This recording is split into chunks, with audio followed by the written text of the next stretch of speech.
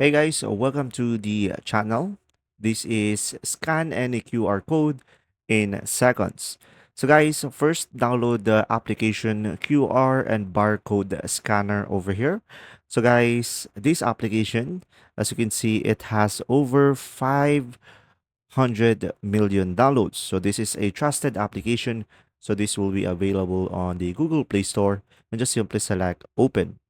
Now here, down below, just simply make sure to allow the pictures. So allow the permission. And right away, it will open up your camera and you could just simply scan a QR code. So I have a QR over here. And now, as you can see, right away, it scanned our QR and we should be able to see the link of the QR code at the top.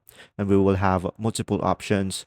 We could either open it up, we could share it, and we could copy it. So let's say I'm going to go for open. And from here, as you can see, you will have open with. So let's say I'm going to go for a Chrome and tap on just once. And from here, it will open up the Chrome and we should be able to scan the QR using this application. I hope this video helped you understand more. If you do, leave a like. Thanks for watching.